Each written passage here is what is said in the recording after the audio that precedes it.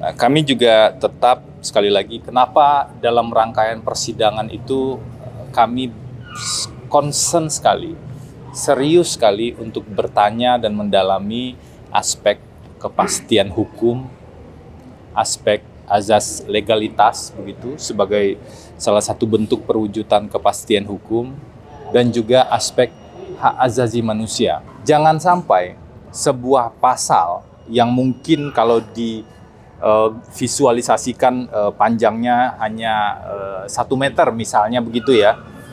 Tapi karena ada kepentingan pihak tertentu atau karena ketidaktaatan pada prinsip-prinsip hukum, azas-azas hukum, pasal yang 1 meter itu ditarik sedemikian rupa menjadi lebih panjang. Jadi seperti pasal karet.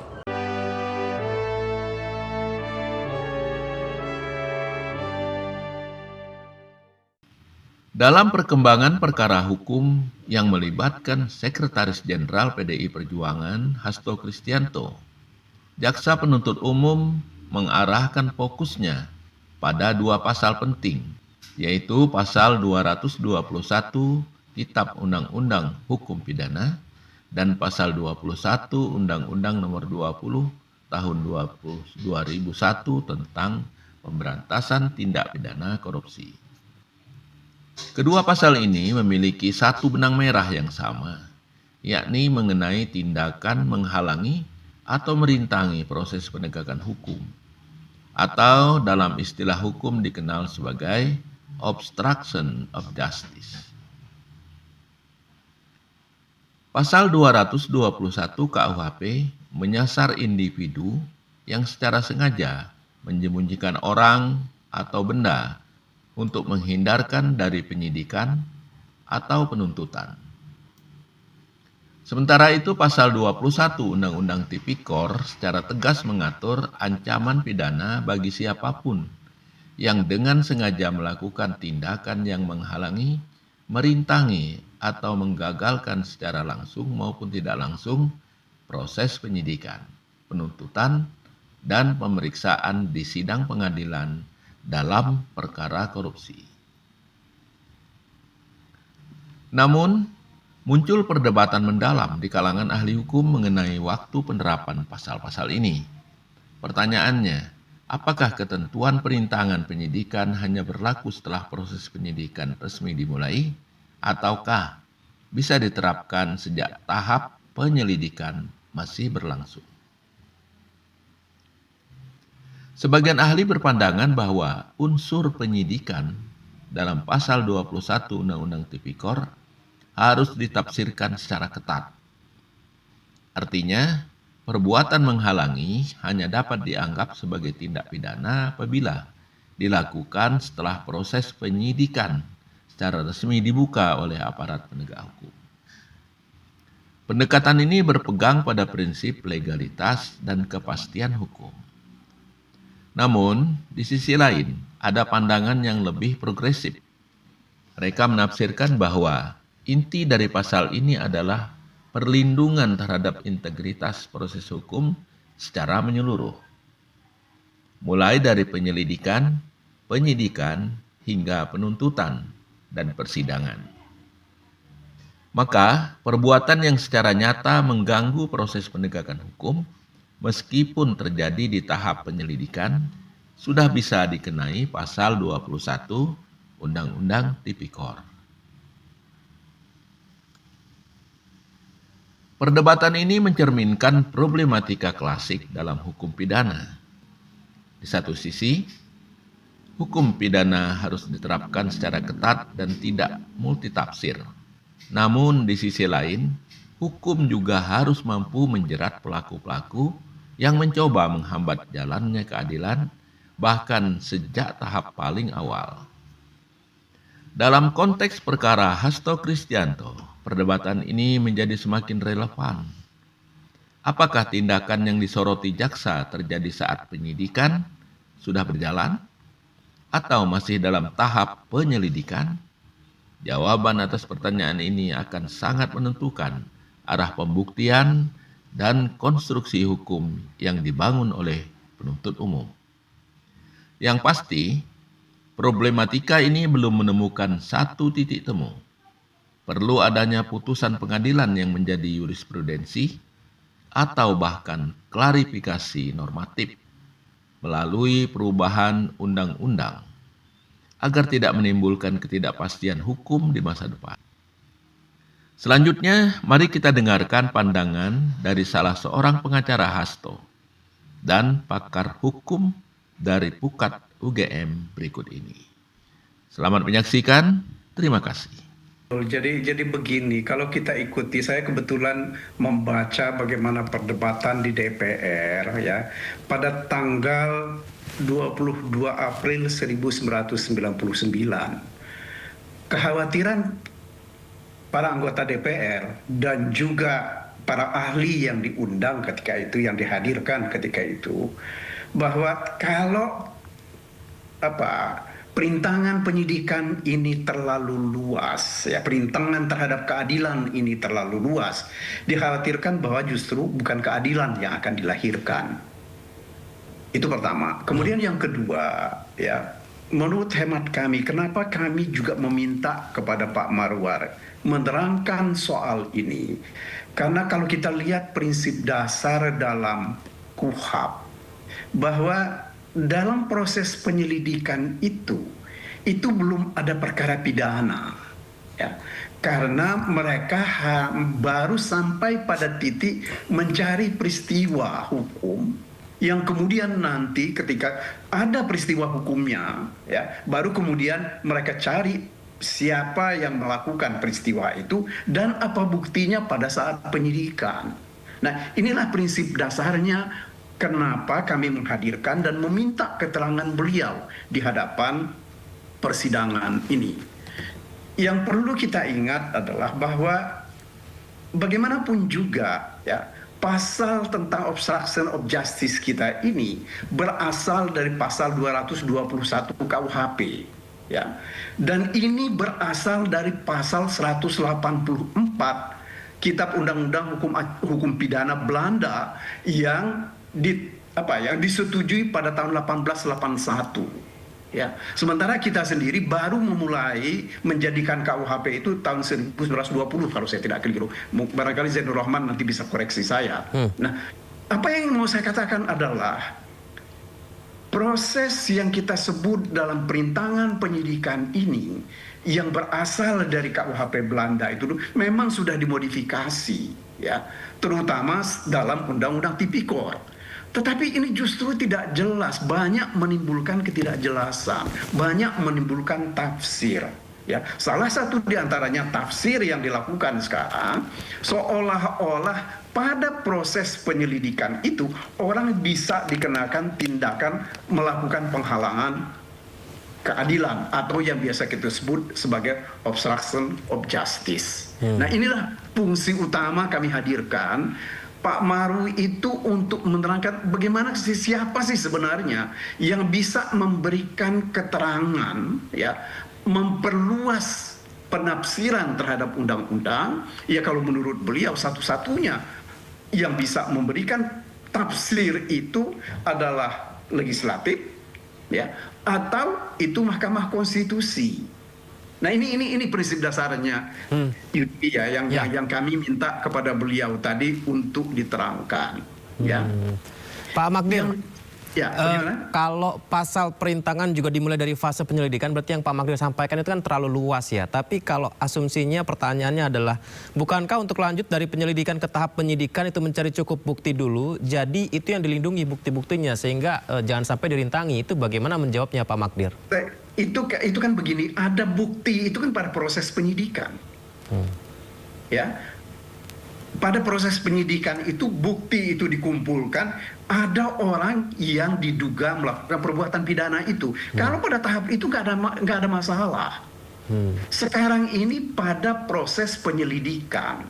Proses penyelidikan itu kan belum ada apa-apa. Baru asumsi dari pihak penyelidik bahwa ini ada perbuatan pidana. Nah, sehingga menurut hemat kami, kalau diberi pengertian yang terlalu luas seperti ini bukan hanya menimbulkan ketidakadilan, tetapi justru proses hukum ini akan melahirkan ketidakadilan, gitu. Ya, padahal kan yang pokok dari penegakan hukum pidana itu, yang pertama itu kan adalah kepastian hukum, baru kemudian keadilan. Bagaimana kita mau mengatakan bahwa akan ada kepastian hukum ketika orang dianggap melakukan perintangan sebelum ada proses pidana? Gitu loh.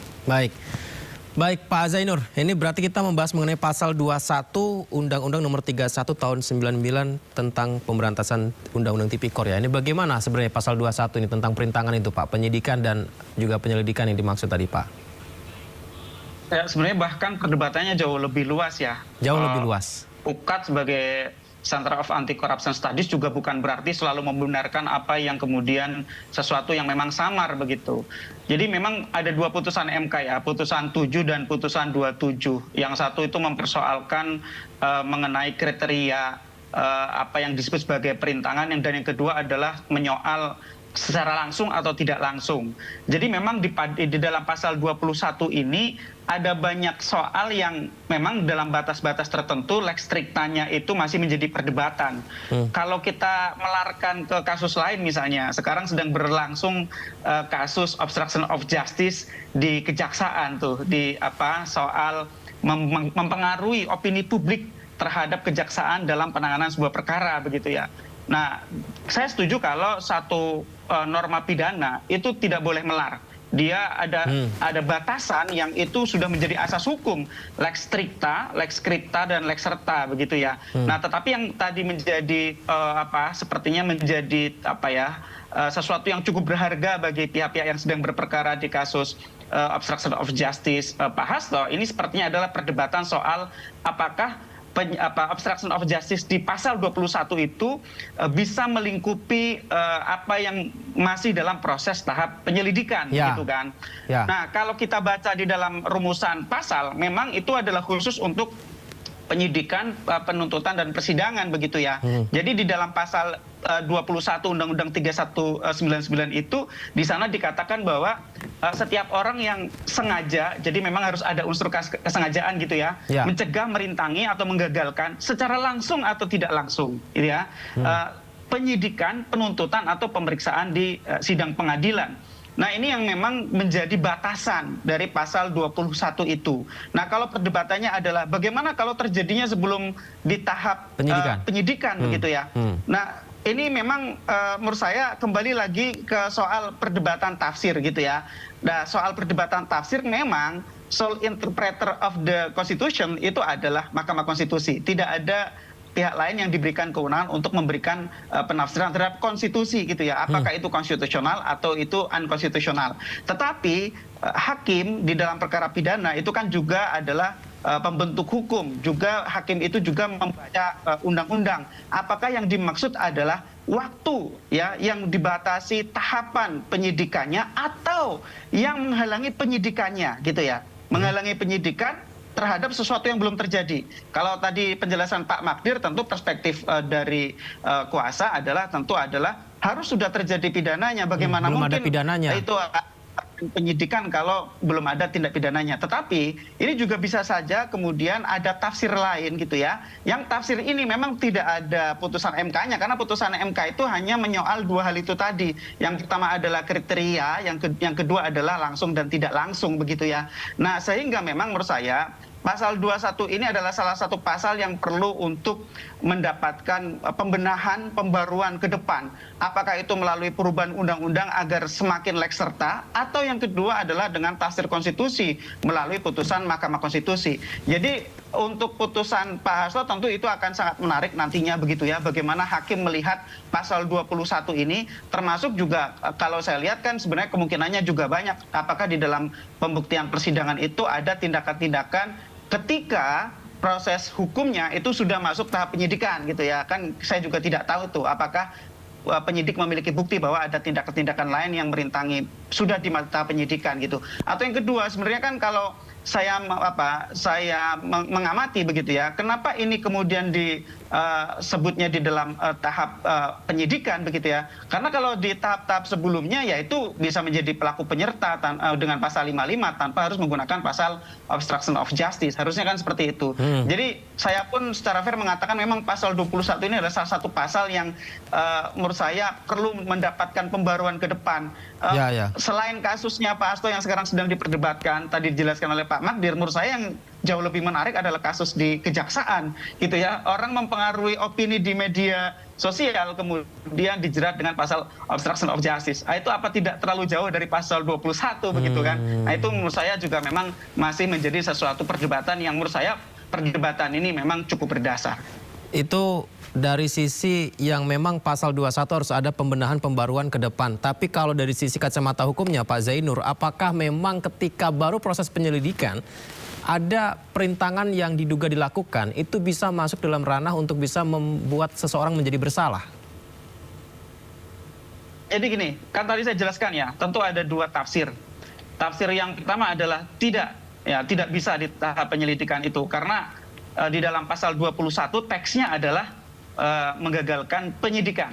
Tetapi ada yang kedua, meskipun itu ada di tahap penyelidikan, tapi kalau tujuannya untuk menggagalkan penyidikan, yang tadi Pak Magdir katakan belum ada penyidikannya, tapi kalau tujuannya agar tidak menjadi perkara pidana kah, tujuannya agar kalau terjadi penyidikannya tidak akan menjalar kepada pelaku tertentu kah, ya itu adalah tafsir yang kedua gitu ya. Jadi kalau dibaca pasal 21 itu memang yang menjadi titik tekan adalah elemen kesengajaan gitu ya. Kalau sengaja untuk merintangi penyidikan gitu ya, itu tidak dijelaskan kapan itu terjadinya, kapan itu waktunya, kapan itu tahapannya. Jadi saya melihat ini memang masih ada dua tafsir dan tafsir itu tentu kata putusnya ada di hakim gitu ya. Dan saya menghormati betul perdebatan ini karena memang di dalam pasal 21 tadi saya katakan ketika ada perdebatan sangat wajar pasal 21 ini memang saya lihat sangat membutuhkan perumusan ulang yang lebih menjamin prinsip-prinsip kepastian hukum. Baik, Pak Magdir, tanggapannya silakan Pak Magdir. Iya, saya kira sih benar apa yang dikatakan oleh Zainur Rahman tadi, bahwa ini memang masih dalam proses perdebatan kita. Tetapi kalau kita bicara dengan hukum pidana, ya, prinsip-prinsip dasar pada hukum pidana itu kan penafsiran ekstensif, itu kan tidak boleh. Ya, analogi itu juga tidak boleh. Satu-satunya yang boleh itu adalah kita harus strict pada apa bunyi daripada undang-undang itu. Ya. Nah ini persoalan pokok kita di situ gitu loh. Akan tetapi di dalam praktek kita memang ya tidak jarang penyidik itu membuat tafsir sendiri ya dengan cara seperti yang dikatakan Zainur Rahman tadi, bahwa ketika orang menyanggah keterangan-keterangan dari penyidik misalnya ya, itu dianggap melakukan obstruction of justice. Nah kecelakaannya kita itu kan di sini. Saya mau ambil contoh begini. Ketika ada advokat yang kliennya misalnya dituduh atau didakwa melakukan perampokan dan perkosaan, ya, tetapi sebenarnya dia tidak melakukan itu, dia hanya melakukan pencurian. Kalau dibantah oleh advokatnya, maka dia akan kena obstruction of justice. Ini kan yang nggak masuk di akal itu hal seperti ini, gitu ya. Jadi nggak ada batas luas dari jeratannya gitu ya Pak ya? Betul, makanya mesti dibatasi betul apa saja yang boleh masuk dalam kategori dari perbuatan yang kita sebut melakukan obstruction of justice. Itu yang pertama.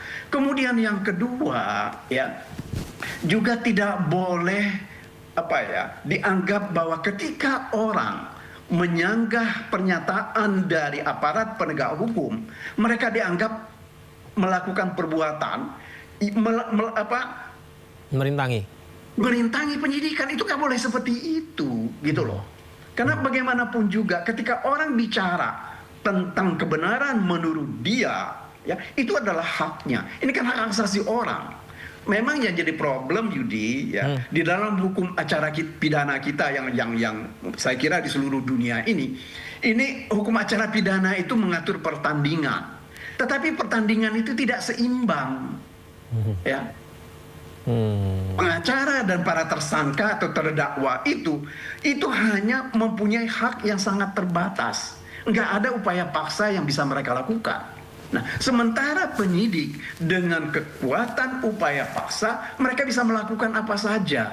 Justru karena itulah makanya seharusnya, ya menurut hemat saya, untuk melindungi hak asasi manusia ini, ya tidak boleh orang ketika mengatakan bahwa pernyataan aparat penegak hukum itu tidak tepat dikatakan sebagai tindakan merintangi penyidikan.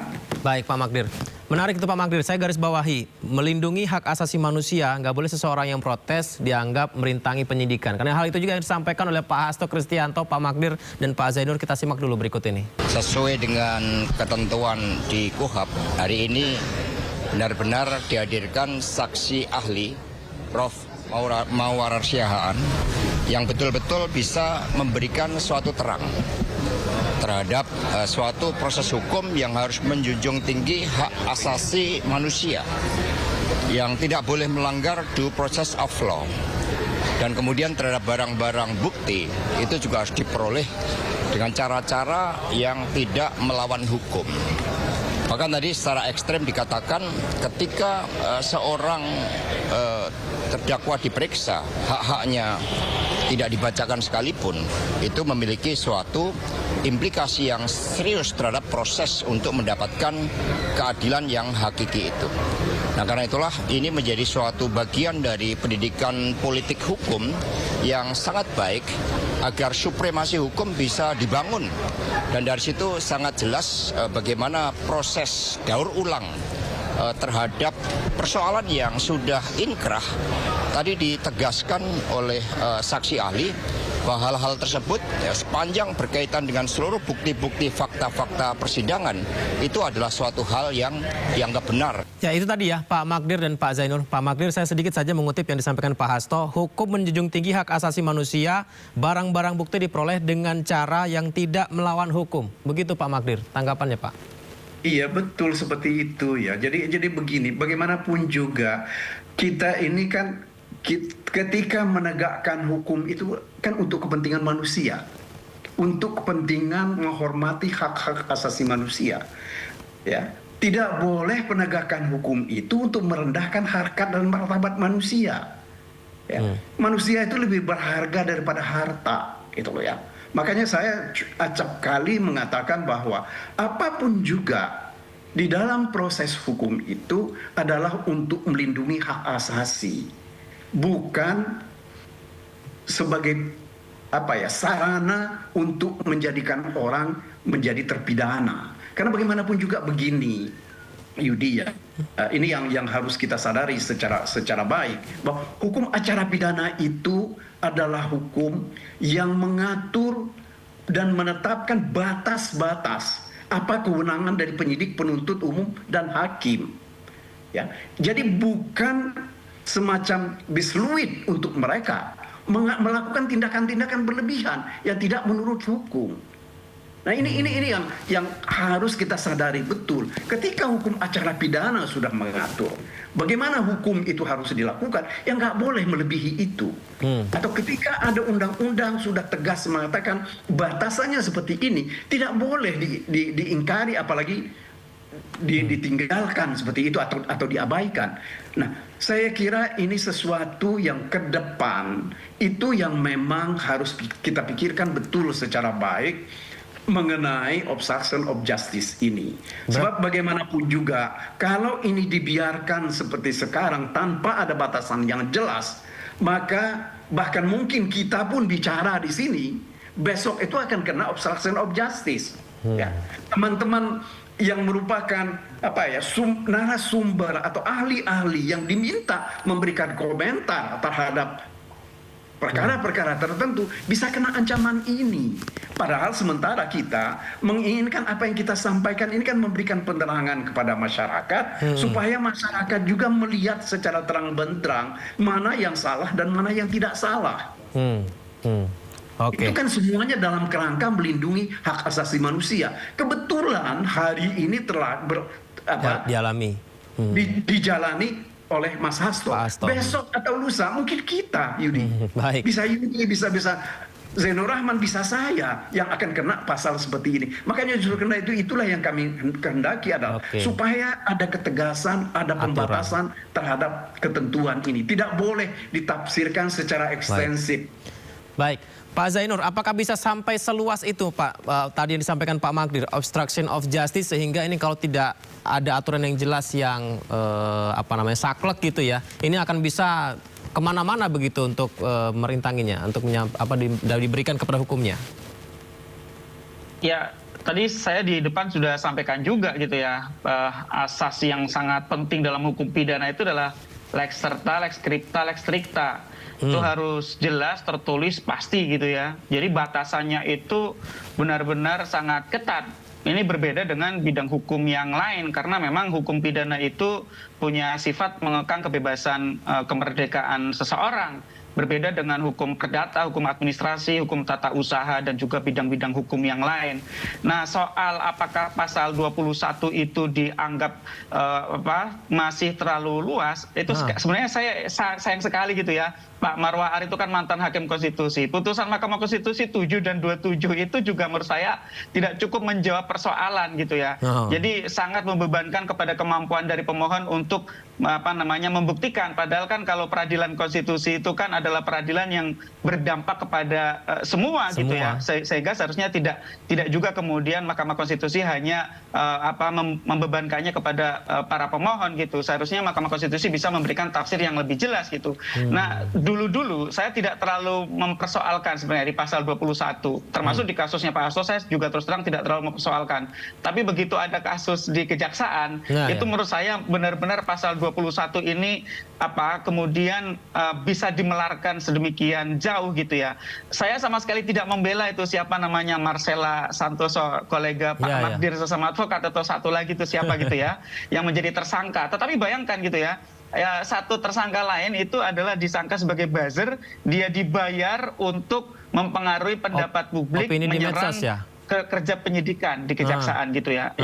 Sehingga menurut saya itu membuktikan betapa bisa melarnya pasal 21. Nah, kalau untuk Pak Hasto, saya memang tidak terlalu mengikuti kasusnya begitu ya. Sehingga saya tidak bisa memberikan pendapat terlalu jauh dari sisi substansi perkaranya. Tetapi saya mengatakan bahwa di pasal 21 itu memang gitu ya, ada kemungkinan dengan rumusan yang saat ini ada, pasal ini bisa melar. Dan pasal itu bisa melar, itu memang melanggar prinsip-prinsip dasar di dalam hukum pidana, lex serta, lex scripta, lex stricta itu tadi. Dan itu tidak menjamin hak asasi manusia. Itu karakteristik itu hukum pidana ya, Pak Zainur ya? Lex stricta, lex serta, dan lex scripta ya, Pak Zainur? Betul. Itu prinsip mendasar gitu ya. Karena itu yang membedakan hukum pidana dengan hukum yang lain. Karena hukum pidana itu bisa merampas kemerdekaan seseorang begitu. Nah, sehingga ini nanti akan berpulang bagaimana pembuktian di depan meja hijau yang dilakukan oleh JPU dan juga pembelaan yang dilakukan oleh Pak Magdir dan rekan-rekan. Bagaimana perbuatan yang didakwakan dan juga bagaimana kemudian hakim harus diyakinkan dengan pasal 21 itu oleh masing-masing pihak itu. Kalau saya lebih berpendapat agar pasal 21 itu digunakan jauh lebih ketat karena berbahaya juga kalau memang itu digunakan secara melar begitu. Nah, untuk perkaranya Pak Hasto saya terus terang tidak tahu apakah misalnya yang didakwakan itu adalah terjadi sebelum penyidikan kah atau seperti apakah, itu saya tidak tahu karena saya tidak mengikuti persidangannya day to day. Tetapi kalau soal perdebatan ini memang perdebatan yang saya juga sudah ulas beberapa kali, termasuk di Sindo News ini saya sudah pernah ulas bahwa pasal 21 ini lama-kelamaan menjadi melar dan memang membutuhkan satu perumusan ulang gitu ya, namanya reformulasi hukum agar bisa memenuhi prinsip-prinsip dasar dalam hukum pidana untuk menjamin hak asasi manusia.